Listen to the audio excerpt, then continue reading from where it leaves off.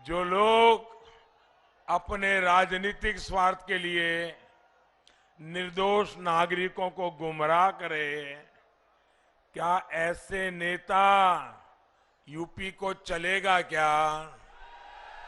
ऐसा नेता चलेगा क्या? भाइयों और बहनों, प्रयागराज की प्रतिष्ठा यहाँ के बुद्धिजीवी लोगों, यहाँ की संस्कृति, साहित्य और कला प्रेम से भी है।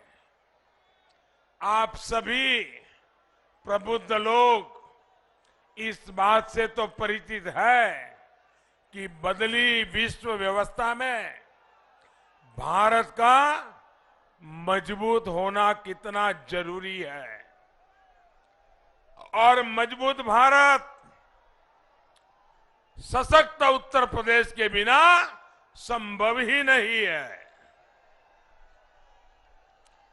आज जो गौर परिवारवादी आपके पास आकर वोट मांग रहे हैं, वो कभी सशक्त और आधुनिक उत्तर प्रदेश का निर्माण नहीं कर सकते।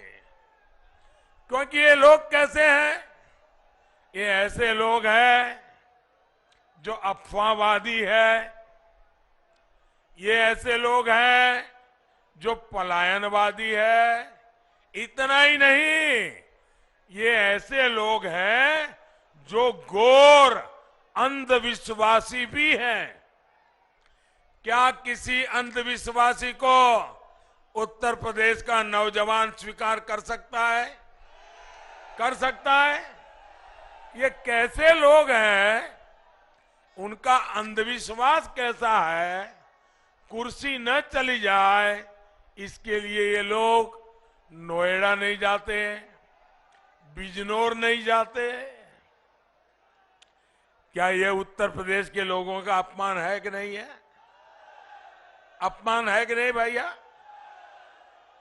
बिजनौर से जो टैक्स आता है उसमें तो मलाई मारने को तैयार, नोएडा से जो टैक्स आता है उसमें मलाई मारने को तैयार, लेकिन वहां के लोगों को मिलके जाना, उनके सुख दुख पूछना, उसमें अंधविश्वास आड़े आ जाए।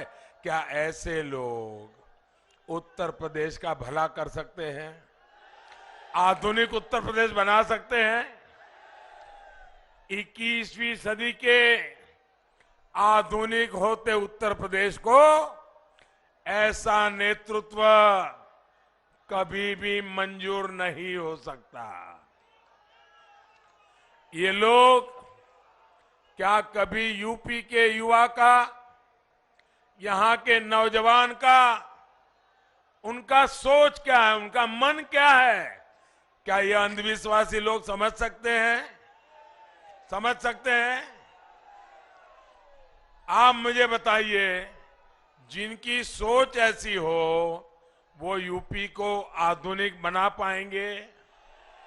यूपी का भला कर पाएंगे? नौजवानों को समझ पाएंगे? भाइयों और बहनों, जब मैं किसी भी पद पर नहीं था और पार्टी का एक छोटा सा कार्यकर्ता था और पार्टी के काम के लिए हिंदुस्तान भर में भ्रमण करता था और मुझे अक्सर प्रयागराज आना होता था। एक तो यहां की यूनिवर्सिटी का गौरव और दूसरा यहां के होनहार छात्र छात्राएं।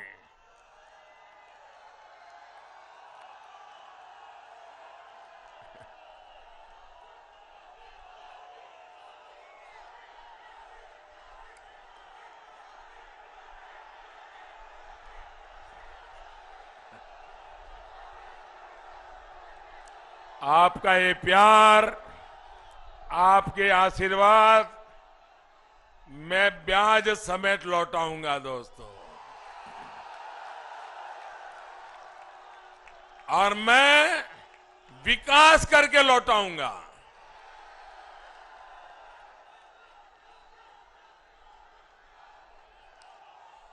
प्रयागराज एक तरह से मेघावी युवाओं का भी संगम है। लेकिन 2017 के पहले की सरकारों ने यहां की प्रतिष्ठा को खूब ठेस पहुंचाई दोस्तों। पूरे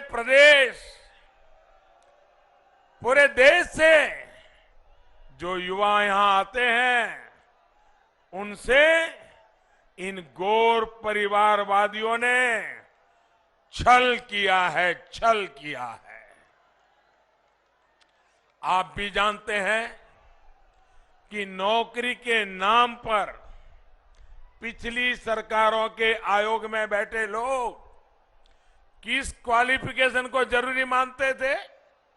इनके लिए योग्यता की अहमियत नहीं, बल्कि सिफारिश, जातिवाद, क्षेत्रवाद और नोटों के बंडल, यही सब कुछ था। इन लोगों ने अपने कारोबारियों को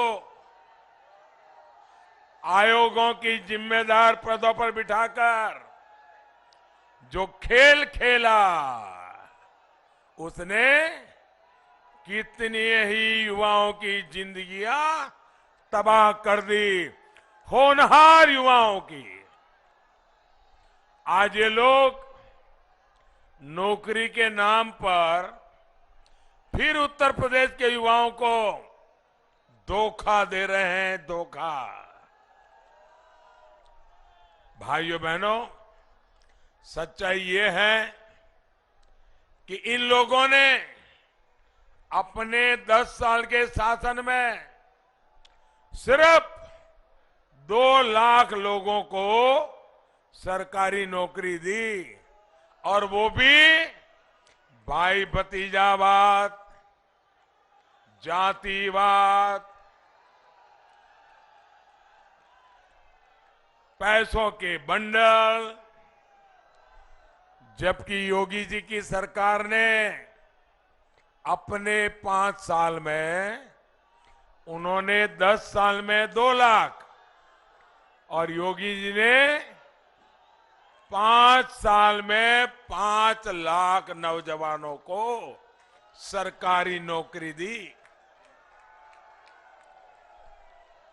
और ये नौकरियों में भी सिफारिश का रास्ता नहीं, भ्रष्टाचार का रास्ता नहीं, जातिवाद का रास्ता नहीं, भाई भतीजेवाद का रास्ता नहीं, पूरी तरह पारदर्शिता के साथ गरीब के बेटे बेटी को भी रोजगार देने का काम किया। साथियों, हमारी सरकार ने युवाओं की दिक्कत को समझना, उनकी परेशानियों को दूर करने का ईमानदारी से प्रयास किया है। पहले उत्तर प्रदेश में पीसीएस की परीक्षा का सिलेबस और यूपीएससी का सिलेबस अलग अलग होता था, और इसके कारण क्या होता था, छात्र छात्राएं इन दोनों परीक्षाओं की अलग अलग तैयारी करते थे। उन पर बहुत बोझ बढ़ जाता था, बहुत समय लगता था, धन भी बहुत खर्चा होता था। हमारी सरकार ने आपकी ये परेशानी समझी और अब आज यूपी पीसीएस और यूपीएससी का सिलेबस लगभग एक जैसा कर दिया। यानी एक ही मेहनत से, उतनी ही मेहनत से आप दोनों परीक्षा की तैयारी करिए, दोनों परीक्षाएं दीजिए और आप आगे आकर के देश का भविष्य बनाइए। हमारी सरकार ने ग्रुप सी और ग्रुप डी की नौकरियों से जो इंटरव्यू खत्म किया, उसका भी लाभ अनेक युवाओं को मिला है। साथियों, पहले की सरकारों में विकास के नाम का विकास के काम ना होने की एक और बहुत बड़ी वजह थी जातिवाद और भाई भतीजावाद। परियोजना बनने से लेकर पास होने तक और उसके काम शुरू होने से पहले ठेकेदारी तक में भाई भतीजावाद, छोटी छोटी ठेकेदारी में, अरे कुंभ जैसे पवित्र काम में भी ये गोरख धंधे इन्होंने किए हुए हैं। गौर परिवादियों के करीबियों को ही ज्यादातर सरकारी परियोजनाओं के ठेके दिए जाते थे। कहीं पानी की पाइपलाइन बिछानी है तो ठेका परिवारवादियों के किसी करीबी को मिलता था, कहीं सीवर लाइन बिछानी है तो ठेका उन्हीं के किसी भाई भतीजे को मिलता था, क्योंकि कोई पूछने वाला नहीं होता था। तो ये लोग काम भी घटिया क्वालिटी का करते थे, क्योंकि कोई कार्रवाई नहीं होती थी, इसलिए ये लोग आधा अधूरा काम करके पूरे के पूरे पैसे लेकर के भाग जाते थे। प्रयागराज ही नहीं, यूपी के मेरे नौजवान मित्रों ध्यान रखिए, यूपी के हर जिले का ऐसा ही हाल है। आधे अधूरे काम छोड़ करके भाग गए और पैसे पूरे लेकर के चले गए। यहां के बाहुबली, यहां के माफिया, उनकी मर्जी की सबसे बड़ी सर्वोपरि उनकी मर्जी हुआ करती थी। इस वजह से कहीं अस्पताल अधूरा, कहीं स्कूल अधूरा, उनके ठेकेदार और दलालों की जेब भर गई तो वे संतुष्ट हो जाते थे। योजना का पैसा मिल बांटकर खा लिया जाता था। योगी जी की सरकार में आने के बाद माफिया का क्या हुआ? गए जेल। माफिया का क्या हुआ? माफिया का क्या हुआ? और ठेकेदारी में भी ये जो लोग थे वो भी 5 साल ताले लगा करके बैठ गए हैं, और अगर मौका मिला तो ताला खोद करके वो फिर से ठेकेदारी के लिए आने वाले हैं। क्या ऐसे लोगों को आने देंगे? आने देंगे? माफियाओं को जेल से बाहर आने देंगे? जेल से बाहर आने देंगे? अब पूरी पारदर्शिता के साथ योग्य लोगों को काम दिया जा रहा है। और इन सबसे बड़ा उदाहरण आपने यहां प्रयागराज में कुंभ के दौरान देखा है।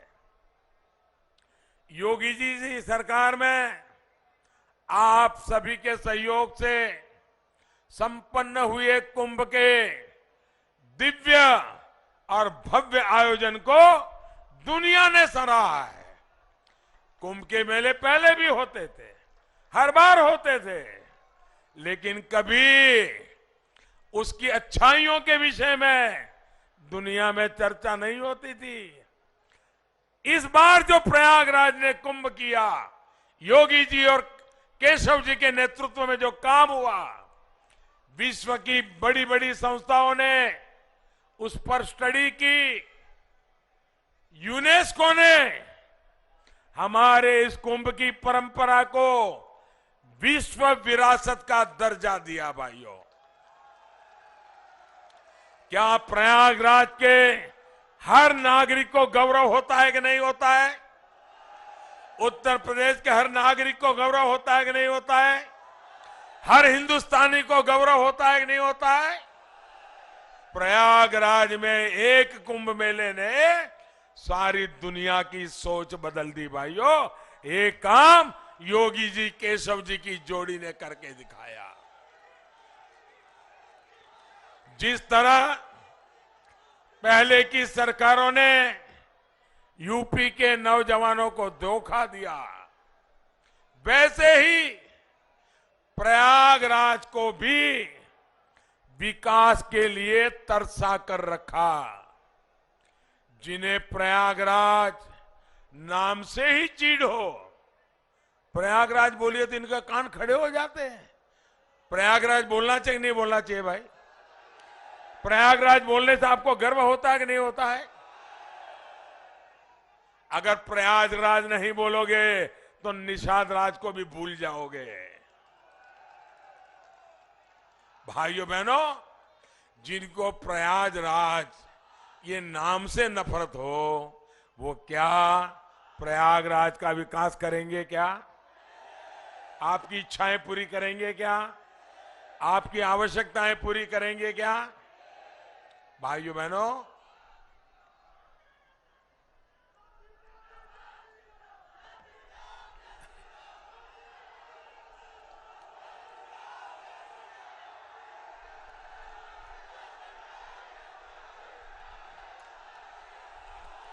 एक और ये लोग हैं तो वहीं दूसरी तरफ भाजपा और उसके सहयोगी हैं, जिन्होंने प्रयागराज के लिए लगातार 5 साल काम किया है। भाइयों और बहनों, भाजपा की डबल इंजन सरकार ने देश की भी और उत्तर प्रदेश की भी राजनीति को एकदम बदल दिया है। इन गौर परिवारवादियों ने इतने दशकों तक संप्रदायवाद की राजनीति की, जातिवाद की राजनीति की, क्षेत्रवाद की राजनीति की। इनकी राजनीति का दायरा संकुचित है, सीमित है, संकीर्ण है।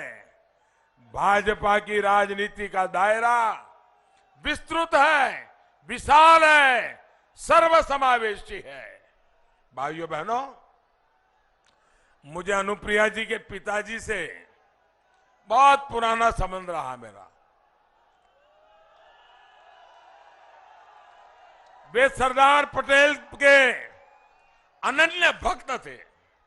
सरदार साहब के प्रति उनके मन में बड़ी श्रद्धा थी और वो हमेशा अमूल डेयरी के काम को देखने समझने के लिए आया करते थे। तो जब भी आते थे मुझे भी उनके दर्शन का सौभाग्य मिलता था और हर बार सोनेलाल जी जब भी आए गरीब की बात, पिछड़ों की बात, सबके कल्याण की बात करते थे। भाइयों बहनों, मुझे जब भी हमारे संजय जी से बात करने का मौका मिला, अभी भी वो मुझे समाज के सब वर्गों की भलाई की बात कर रहे थे। भाइयों बहनों, भाजपा की राजनीति का दायरा विस्तृत है, विशाल है और जैसे अभी अनुप्रिया जी बता रही थी, सर्वसमावेशी है। इसलिए चुनाव परिणाम आने के बाद चुनाव आयोग को इन लोगों ने शुरू कर दिया है। मुझे किसी ने मैसेज दिया, बड़ा मजेदार मैसेज दिया। वो यहां की राजनीति को बराबर जानते हैं। तो उन्होंने मैसेज दिया कि मुझे लगता था कि जब 5वां चरण पूरा हो जाएगा या 6वां चरण पूरा हो जाएगा, इसके बाद ये ईवीएम को गाली देना शुरू करेंगे। लेकिन इस बार तो इन्होंने 4थे चरण में ही सुबह से ही ईवीएम को गाली देना शुरू कर दिया। जो लोग एग्जिट पोल का इंतजार करते हैं ना, मैं उनको कहता हूं एग्जिट पोल का इंतजार मत कीजिए, ये जैसे ही ईवीएम को गाली दे तो समझ लीजिए कि उनका खेल खत्म।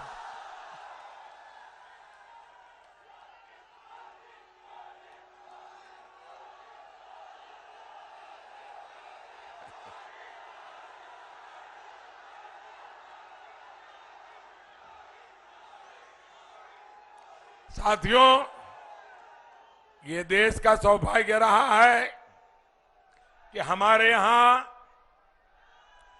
गंगा जी की सफाई का अभियान सांप्रदायिकता की नजर से नहीं देखा गया।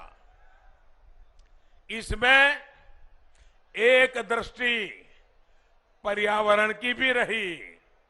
माना गया कि चलिए पर्यावरण से जुड़ा कोई अच्छा काम हो रहा है। सांप्रदायिकता का रंग नहीं रंगा उसे। वैसे ही अयोध्या में हो रहे राम मंदिर के निर्माण को लेकर, काशी में हो रहे कार्यों को लेकर, प्रयागराज में हो रहे कामों को लेकर एक दूसरा पक्ष भी मैं आज देश के सामने रखना चाहता हूं। और ये उन लोगों के लिए जानना जरूरी है जो अयोध्या, काशी, मथुरा, प्रयागराज, केदारनाथ, बद्रीनाथ यहां हो रहे सब कामों को सांप्रदायिक नजर से देखते हैं। साथियों, अगर मैं कोरोना से पहले की बात करूं तो 2 साल पहले 2019 में मुस्लिमों के पवित्र स्थान मक्का में 2 करोड़ से ज्यादा लोग हज करने लिए, उम्रा करने के लिए गए थे। इसी तरह ईसाइयों के पवित्र स्थान वेटिकन सिटी में 2 साल पहले 2019 में करीब करीब 1 करोड़ लोग वहां के चर्च और म्यूजियम को और पोप के दर्शन करने के लिए गए थे। इन देशों ने वहां पर आने वाले भक्तों के लिए बेहतरीन सुविधाएं तैयार की है, आधुनिक व्यवस्थाएं बनाई है, लोगों को वहां पर रहने की दिक्कत ना हो, कनेक्टिविटी की परेशानी ना हो, हर तरफ साफ सफाई हो, इसका बहुत ध्यान रखा जाता है। लेकिन भारत में अगर हम उसी दिशा में कुछ काम करें, लोगों की सुविधा की चिंता करें, नागरिकों की भलाई के लिए काम करें, तो इनको वो सांप्रदायिक चश्मों से ही देखने की कोशिश करते हैं। आप खुद देख रहे हैं, काशी विश्वनाथ धाम परियोजना के बाद वहां आने वाले भक्तों की संख्या इतनी बढ़ गई है कि वहां गरीब से गरीब को अब रोजी रोटी के नए अवसर मिल गए हैं। जो आने वाले लोग हैं उनमें आस्था भी है और ये नया परिवर्तन आया उसका कौतूहल भी है। बनारस में जो विकास के काम हो रहे हैं वो काशी और इस क्षेत्र की इकोनॉमी को बदलेंगे। और प्रयागराज के लोग तो हर कुछ साल में देखते हैं कि जब कुंभ का आयोजन होता है तो कैसे उसमें आस्था के साथ आजीविका भी जुड़ जाती है। यहां के अनेक लोगों को रोजी रोटी के अवसर खुल जाते हैं। ऐसे ही बद्रीनाथ, केदारनाथ में विकास कार्यों के बाद वहां भी आने वाले लोगों की संख्या बहुत बढ़ी है। मुझे भी वहां के मुख्यमंत्री बता रहे थे कि कोरोना के पहले केदारनाथ में अब तक जितने लोग आए होंगे प्रति वर्ष उससे ज्यादा डबल संख्या में लोग आना शुरू हुए। तो पूरे उत्तराखंड की इकोनॉमी चल रही है। भाइयों बहनों, जब भक्तों की संख्या बढ़ती है, यात्रियों की संख्या बढ़ती है, टूरिस्टों की संख्या बढ़ती है, तो रोजी रोटी देती है कि नहीं देती है? रोजी रोटी देती है कि नहीं देती है? गरीब से गरीब को काम मिलता है कि नहीं मिलता है? शहर में टैक्सी चलाने वाला हो उसका भी रोजगार बढ़ता है कि नहीं बढ़ता है? रास्ते के किनारे पर जो फूल बेचता है उसके फूल बेचने वाले की भी कमाई बढ़ती है कि नहीं बढ़ती है? जो छोटी छोटी सराय लेता है काम करता है उसको रोजगार मिलता है कि नहीं मिलता है? जो अच्छी होटल चलाते हैं उसको रोजगार मिलता है कि नहीं मिलता है? भाइयों बहनों, जब यात्रियों की संख्या बढ़ती है तो वहां की पूरी रोजी रोटी तेज गति से बढ़ती है। हम जो काम कर रहे हैं पूरा हिंदुस्तान अब उस तरफ आने वाला है और ये सारे स्थान आर्थिक गतिविधि का बहुत बड़ा केंद्र बनने वाला है। और इसलिए हमारी सरकार कनेक्टिविटी पर बहुत जोर दे रही है। और मुझे बताया गया है कि 3 साल के भीतर ही ये जो हमारा प्रयागराज एयरपोर्ट अब ये भी बना और हमें कम समय में बनाया, समय से पहले बना दिया। प्रयागराज एयरपोर्ट में 10 लाख से ज्यादा यात्रियों की आवाजाही हो चुकी है। भाइयों, लखनऊ और वाराणसी के बाद आज प्रदेश में ये आंकड़ा छूने वाला प्रयागराज हमारा तीसरा एयरपोर्ट बन गया है। साथियों, बात एयरवे कनेक्टिविटी की हो, हाईवे कनेक्टिविटी की हो, वाटरवे कनेक्टिविटी हो या रेलवे कनेक्टिविटी की हो, हम उत्तर प्रदेश के हर हिस्से को जोड़ना चाहते हैं। योगी जी की सरकार इसलिए ही यूपी में आधुनिक एक्सप्रेसवे बनवा रही है, नए एयरपोर्ट बनवा रही है। इन विकास कार्यों की गति ना रुके, इसके लिए डबल इंजन की सरकार बननी जरूरी है। और इसलिए आपको बीजेपी को जिताना है, इसलिए आपको अपना दल के हमारे उम्मीदवारों को जिताना है, इसलिए आपको निषाद पार्टी के हमारे उम्मीदवारों को जिताना है। और भूलना नहीं है, पहले मतदान, उसके बाद दूसरा काम। साथियों, मुझे बताइए, ऐसा तो नहीं होगा ना, इतनी बड़ी रैली हो गई, संजय जी का मार्गदर्शन मिल गया, अनुप्रिया जी का मार्गदर्शन मिल गया, मोदी जी भी आ गए, अरे अब तो जीत जाएंगे, सो जाओ, अब सो जाओ। ऐसा नहीं करोगे ना, नहीं करोगे ना? घर घर जाओगे, घर घर जाओगे, घर घर जाओगे? जरा हाथ ऊपर करके बताइए, घर घर जाओगे? मतदाताओं से मिलोगे? अच्छा, मेरा एक काम करोगे? करोगे? पक्का? देखिए, मैं चाहता हूं मेरी तरफ से इस क्षेत्र के सभी नागरिकों को मेरा प्रणाम पहुंचाएंगे, पहुंचाएंगे? उनको कहेंगे मोदी जी ने आपको नमस्ते भेजा है? पक्का कहेंगे? देखिए, आप जब उनको कहेंगे ना कि मोदी जी ने आपको प्रणाम भेजा है, ये बात जब पहुंचेगी ना, मुझे बहुत आनंद होगा भाइयों, बहुत आनंद होगा।